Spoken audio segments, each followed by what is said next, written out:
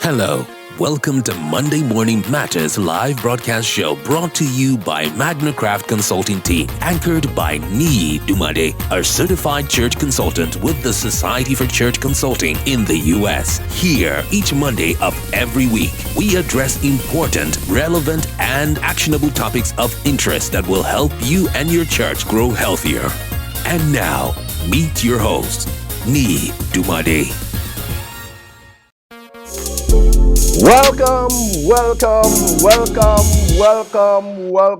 Welcome, everyone. My name is Niyi Dunmade. I'm the founder and CEO, Magnicraft Consulting. Magnicraft Consulting. I'm the founder and the CEO of Magnicraft Consulting. I welcome you to this last Monday broadcast show of the month of November 2022. Thank you for staying tuned with us. We have been on for almost 4 years in Monday Morning Matters. I will be talking on when church growth becomes a problem. When church growth becomes a problem. Okay, when church growth becomes a problem. And so I'm going to thank you for hooking up with us. Thank you for sharing our content. We're glad that you are part of this broadcast show. I'm Niyi Dunmade. I'm the lead consultant and founder and CEO of Magnicraft Consulting. Magnicraft Consulting is a church consulting firm that helps local churches to grow healthier through empirical assessment, trainings, and strategic blueprint. Our vision is to be the leading church health consultancy that creates sustainable solution and adaptable solution as well. I'm a certified church consultant with the Society for Church Consulting and also Church Consultation University in the US. I'm a host to your weekly live Facebook broadcast show, Monday Morning Matters, every Mondays, 7 a.m. Nigerian time or GMT +1. I'm also known as the Church Health Guide of the 21st century. Thank you for those who are hooking up with us, sharing our content. If you are hearing me loud and clear, I would love to just hear from you. Welcome. Thank you for those who are telling us how timely our content is and how timely our content is. I want to do a little of promo today. Please, if you want to become a church consultant, you want to be trained, you want to be certified as a church consultant to help revitalize churches, let us know. Let us see how we can help you, equip you, and give you all that it takes to be an expert to be able to consult for churches. And so, my book is still in the hot list. Church Retention: Pathway to Growth. Please get those books. It's going to help you. Buy it for your leaders. Buy it for your workers, and it's going to help your church greatly in no measure. So please feel free to contact me to see how we can get copies of the book in no time. Okay, so we're going to talk more on when church growth becomes a problem. When church growth becomes a problem. It is easier for a church to be healthier when they are small, and than for the church to get to a point where they are large and they are struggling with health. It's easier for a small church to get healthier than for a large church to get here. So what I'm trying to say is that when you see a small church struggles lesser with church health than a large size church. I don't know how I'm going to explain it, but you see, if you have a parent who has just one child and you have another parent who has 30 children, you see, to maintain health with 30 children is going to be a lot of work, a lot of a lot of work in that area to make sure that all the 30 children are actually very healthy. So that's just the way it is. Okay, it's easier for a church that is healthier when it is smaller than when it is bigger. Okay, it's easier when it is smaller than when it is bigger. The healthy states of that church makes it so nice for them to have more disciples. Okay, when the church is small, the percentage of disciples that they can ascertain is more than when you have a large size church and you want to look at the percentage of people who are in that church. And so, as one of the things I'll say quickly is that the larger church size has more, there's a lot of messiness in that kind of setting when the church is large. And I'm going to show my screen quickly so that you'll be able to understand what I am talking about. Let me go to my desktop, and then that's it. Okay, so you can see in this box here, where we have attendance, I put it up there. I want to let you know how the more babies you have, the more messier it can become. I mean babies are baby in the Lord, or baby disciples, or baby believers. The more babies you have in your church, the more messier it's going to become. Just like the more babies you have in your church, you're going to have a lot of Christ. You're going to have a lot of people want. I want attention. Babies want attention. So the more babies you have in your church, the more messier it can be for any church. Now, this is a 1,000 size church, and in the first year, if there's a 1-to-1 conversion ratio, that means that every one of them is inviting somebody and they convert that person. In the first year, they get to 2,000.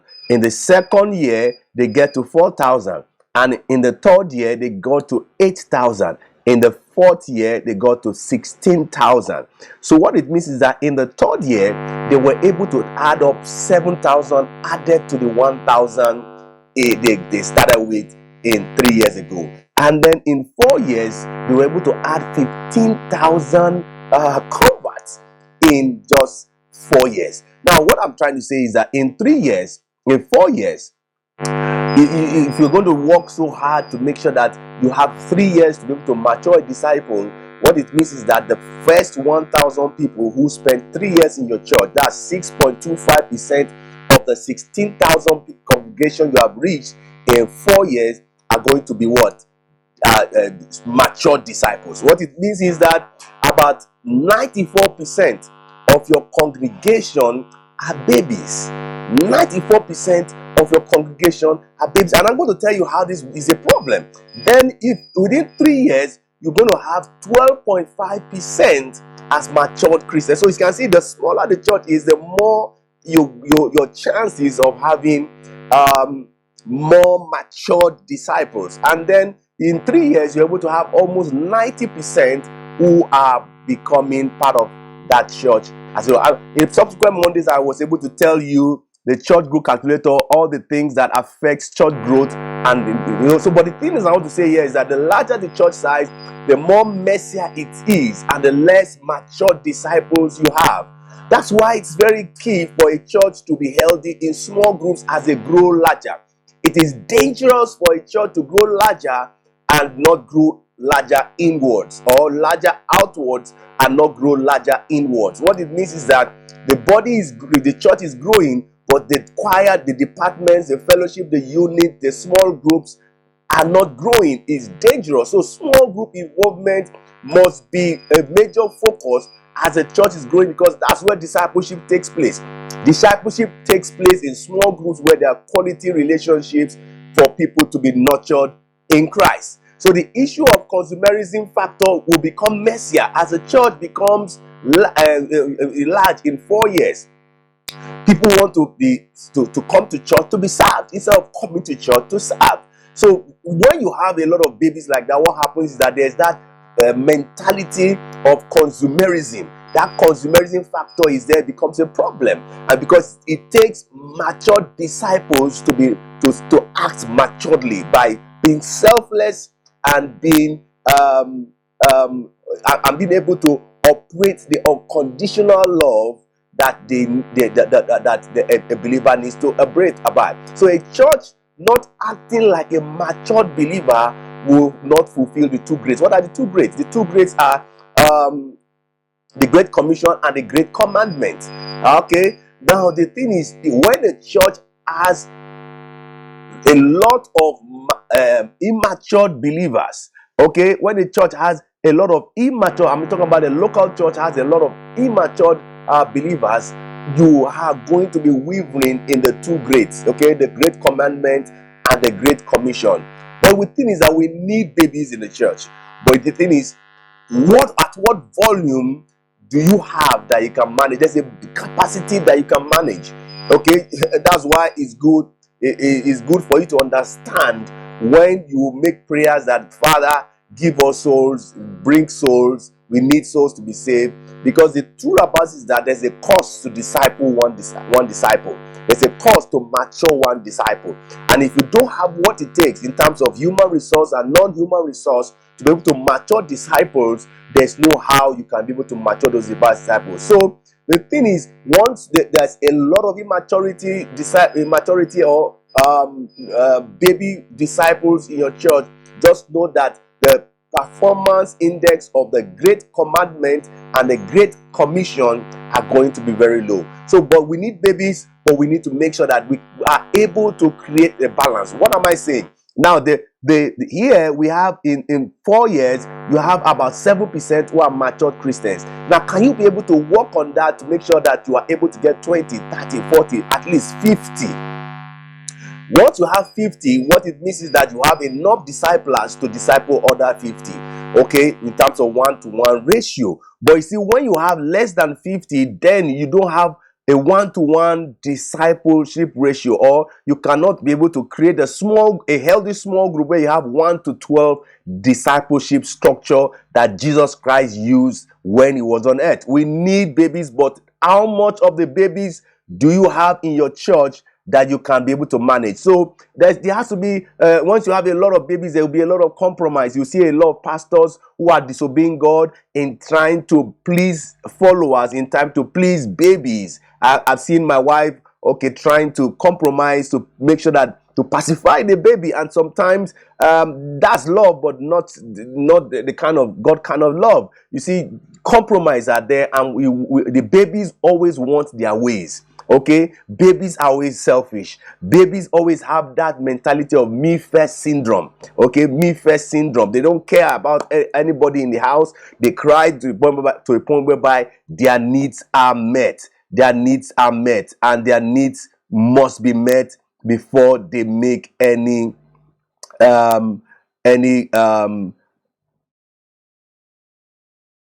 effort at saying that they have actually made some good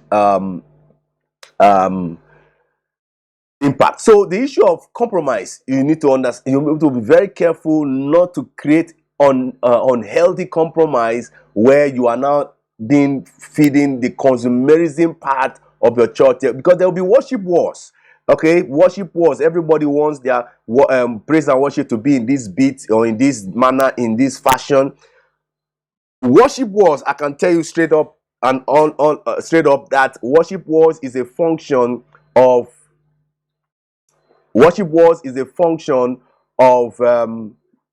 the depth of what they know about God, the depth of what they know about God. Because once you know so much about God, you don't care about the lyrics of the song. All you're after is how you're going to make God be pleased with what you're offering as a sacrifice. So one of the reasons why there's a lot of worship wars in the church, because you have a lot of babies who have me first mentality, consumerism mentality, low depth of the knowledge of God, and so there's a lot of worship wars in the church. And then this can be so bad that it trickles into the leadership, where you have babies as pastors or leaders who, if they don't come to church, they want people to call them, visit them, and then you'll be able to set up a budget that is inwardly focused, and there's that inordinate demands for pastoral care, okay, because that's what babies do. They will always want to make all kinds of tantrums, all kinds of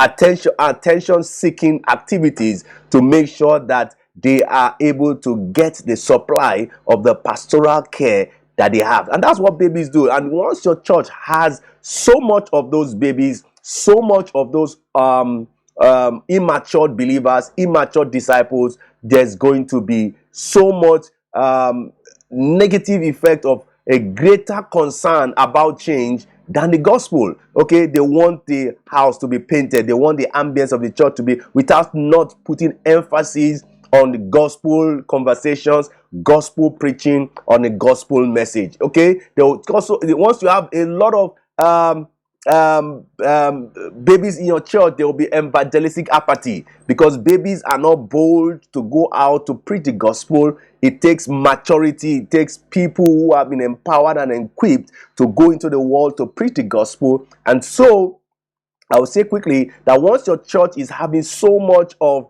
babies or immature disciples, there will be a lot of evangelistic apathy. People will just be enjoying the message in the church without not going to the community to shine the light and have a lot as much of gospel conversations they need in the church as it should be, really. Okay, so I need to wrap it up here, but I know I've said quite a lot. If you have missed anything, I just want you to just go back, rewind. I know I said quite a lot. I didn't dig into some of the issues, but the thing is, work on getting the number of percentage who are babies in your church to for you to have so much of disciples in your church. Okay, if you have 10% or 20% of people who are mature disciples, how can you push up that 10-20% to 50%, so that at least you can now be able to create a system whereby you have 1-to-1 or 1-to-12 within that range, to be able to have that discipleship impact in all the babies that you have in your church. Okay, so please feel free to like and share our posts on Facebook, on Twitter, on Instagram, on YouTube. Please, if you have any church related questions, inquiries for me, please reach out to us. Let's see how we can give you more than an answer. Let's see how we can continue the conversations on how. And the thing is about this, what I'm saying is that once your church can be able to prepare themselves from this messiness, then you are prepared for what God is going to put into your church. But if you are not prepared, there's no how God will open up the floodgates of heaven for souls to come into your church. You have to be able to get yourself ready. You have to be able to get your systems ready in terms of efficiency and effectiveness. So please, this video has been helpful to you. Do us a share to your community. Drop us a comment. You've learned from me. Let me learn from you. Let me know where you are watching me from. Drop us a comment in the comment section, and let's see how we can continue the conversation. We do consultations, we do revitalization, we do trainings and strategic planning. Reach out to us. Some few churches have contacted us. Reach out to us. Let's see how we can help your church move from where it is right now to where it should be, with excellent church consulting for health, vitality, and result. Please, we also want to thank all my YouTube fans for the super thanks. Give us super thanks. That will also help us to get you more content, more rich content, and more relevant content and actionable content for you. Till I come your way next week, Monday, with a continuation of this hot topic, when church growth becomes a problem. I say bye-bye. God bless you, and I love you.